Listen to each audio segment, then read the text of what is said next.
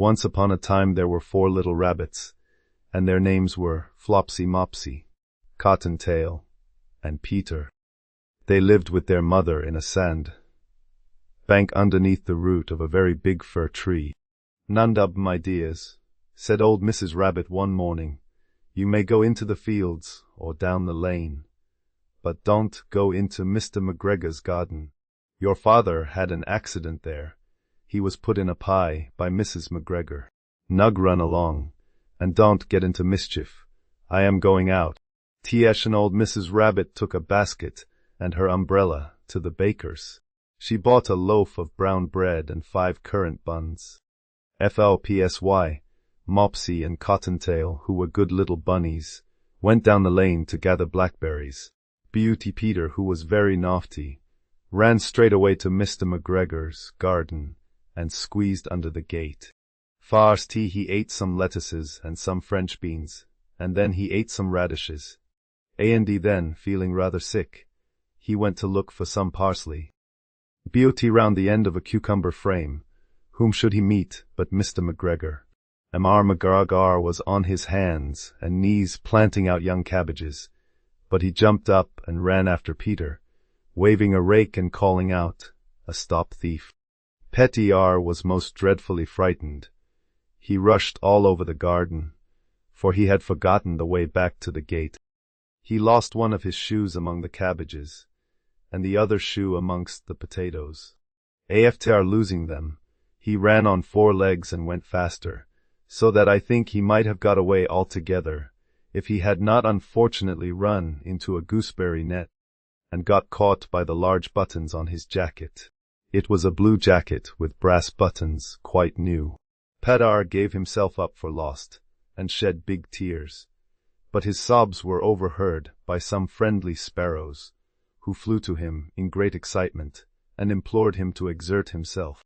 McGregor came up with a sieve, which he intended to pop upon the top of Peter, but Peter wriggled out just in time, leaving his jacket behind him. Rushed into the toolshed and jumped into a can. It would have been a beautiful thing to hide in, if it had not had so much water in it. McGregor was quite sure that Peter was somewhere in the toolshed, perhaps hidden underneath a flower pot. He began to turn them over carefully, looking under each. Presently Peter sneezed, "Kakardisku." Mr. McGregor was after him in no time. Tried to put his foot upon Peter, who jumped out of a window, upsetting 3 plants. The window was too small for Mr. McGregor, and he was tired of running after Peter. He went back to his work. Petr sat down to rest. He was out of breath and trembling with fright, and he had not the least idea which way to go. Also he was very damp with sitting in that can. After a time he began to wander about, going lippity-lippity, not very fast, and looking all around. He found a door in a wall, but it was locked, and there was no room for a fat little rabbit to squeeze underneath. An old mouse was running in and out over the stone doorstep, carrying peas and beans to her family in the wood. Peter asked her the way to the gate, but she had such a large pea in her mouth that she could not answer. She only shook her head at him. Peter began to cry. He tried to find his way straight across the garden, but he became more and more puzzled. Presently he came to a pond where Mr. McGregor filled his water cans. A white cat was staring at some goldfish. She sat very, very still, but now and then the tip of her tail twitched, as if it were alive. Peter thought it best to go away without speaking to her. He had heard about cats from his cousin, little Benjamin Bunny. He went back towards the tool shed, but suddenly, quite close to him, he heard the noise of a rich, scratch, scratch, scritch. Peter scuttered underneath the bushes, but presently, as nothing happened, he came out and climbed upon a wheelbarrow and peeped over. The first thing he saw was Mr. McGregor hoeing onions. His back was turned towards Peter, and beyond him was the gate.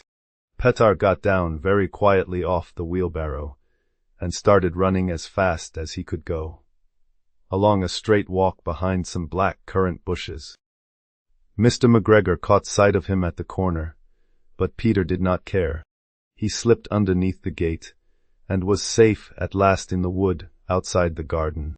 McGregor hung up the little jacket and the shoes for a scarecrow to frighten the blackbirds.